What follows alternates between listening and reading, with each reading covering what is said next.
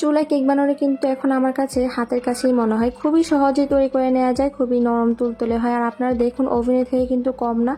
অনেকে বাসায় ওভেন নেই, তারা মনে করেন যে চুলায় কেক বানালে মনে হয় সুন্দর হয় না, কিন্তু আমার কাছে মনে হয় চুলাই অনেক ভালো কেক হয়। আমার বাসায় ওভেন নেই, তাই আমি সবসময় চুলায় কেক বানিয়ে দেখাই আপনাদেরকে। আশা করি আপনারা খুবই পছন্দ করেন। আর অনেকে আমাকে মেসেজ দেন যে আপনার কেকগুলি খুবই ভালো লাগে, আপনি অবশ্যই কেকের রেসিপি দিবেন বেশি বেশি করে। এই জন্য যখনই আমি নতুন একটা কেক বানানোর চেষ্টা করি তখন আপনাদেরকে রেসিপিটা শেয়ার করার চেষ্টা করি আমি। যাই হোক, এখন রেসিপিটা শুরু করা যাক। এর জন্য এখানে আমি 2টা ডিম নিয়েছি। ডিমটা কিন্তু অবশ্যই রুম টেম্পারেচারে রাখবেন। তো এই 2টা ডিম নিয়ে এখানে আমি চিনি নিয়েছি 1 কাপের থেকে অল্প একটু কম হবে। আর এই চিনিটা আমি অল্প অল্প করে দিচ্ছি। আর এখানে বিটারটা আমি, আপনারা অনেকে যেমন কি বিটার ইউজ করে, এখানে আমি মিয়াকো বিটারটা ইউজ করেছি। অনেকে ব্র্যান্ডের নাম জিজ্ঞেস করেন। তো যখন এরকম সাদা হয়ে আসবে তখনই আমি বিটারটা অফ করে দিব। দেখুন এখন কিন্তু ডিমের কুসুম আর চিনিটা দিয়ে কিন্তু একদম সাদা হয়ে এসেছে ব্যাটারটা। তো এখানে আমি তেল দিয়ে দিচ্ছি। এখানে আমি 1/3 কাপ তেল নিয়েছি। এই তেল দিয়ে কিন্তু খুব বেশি বিট করা যাবে না, আমি 30 সেকেন্ডের মতো বিট করে নিচ্ছি।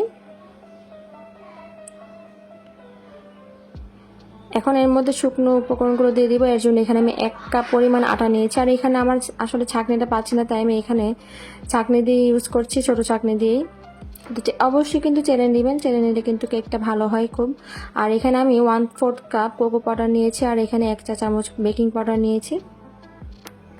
বেকিং পাউডারটা ভালো নেওয়ার চেষ্টা করবেন অবশ্যই, এতে কিন্তু কেকটা ফুলার উপরে কিন্তু নির্ভর করে, কেকটা ভালো হয় নাকি খারাপ হয় এটা কিন্তু বেকিং পাউডারের উপরও নির্ভর করে।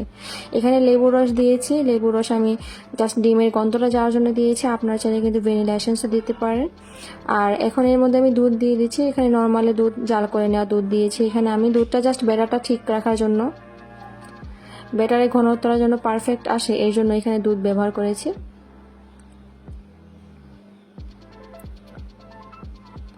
তো ব্যাটারের গোলাটা ঠিক এরকম হবে, দেখেই আশা করি বুঝতে পারছেন, একদমই নরম না, একদমই আবার হার্ডও না, ঠিক এরকম হবে।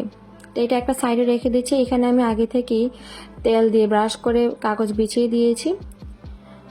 এর মধ্যে আমি কেকের ব্যাটারটা ঢেলে দিচ্ছি।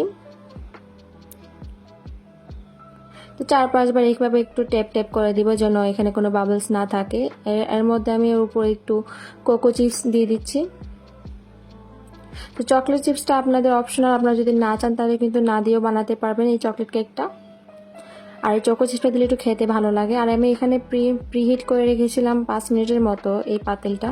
আর এই হাঁড়িটা অবশ্যই 5 মিনিট প্রিহিট করবেন, আর যেন স্টিলের পাতিল হয়, তাহলেই ভালো হয় কেকগুলো বানাতে। তো এখানে আমি লো হিটে রেখে দিব প্রায় 30 থেকে 35 মিনিট মতো। তো ফিরে আসছি 35 মিনিট পর। তো 35 মিনিট পর দেখলাম কেকটা একদমই পারফেক্টলি বেকড হয়ে গিয়েছে আমার। চুলায় কিন্তু কেক বানাতে খুব বেশি সময় লাগে না। আপনারা যদি ভ্যানিলা কেক বানান সেক্ষেত্রে আপনার নিচে অবশ্যই কাগজ বিছিয়ে দিবেন, এতে কিন্তু খুব সুন্দর কালার আসে।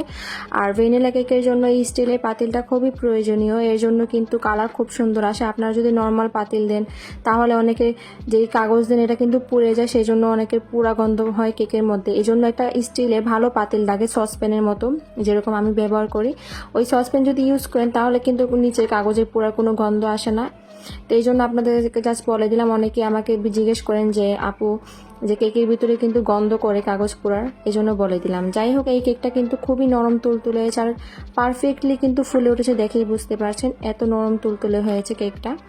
আর আপনারা এই রেসিপিটি ফলো করে অবশ্যই কেক বানাবেন, আর আমাকে কমেন্টে জানাতে বলবেন না আজকের রেসিপিটি কেমন হয়েছে। এই সহজ রেসিপিটি যদি ভালো লেগে থাকে অবশ্যই কিন্তু আমাকে কমেন্টে জানাবেন, আমাকে মেসেঞ্জারে ছবি দিতে ভুলবেন না যে আপনাদের কেকগুলো কেমন হয়েছে আমার রেসিপি ফলো করে। আর আমার পেজ মানে সহজ রেসিপি পেতে অবশ্যই আমার পেজটি ফলো দিয়ে রাখবেন। আজকের মতো বিদায় নিচ্ছি, দেখা হবে নতুন কোনো রেসিপিতে। আল্লাহ হাফেজ।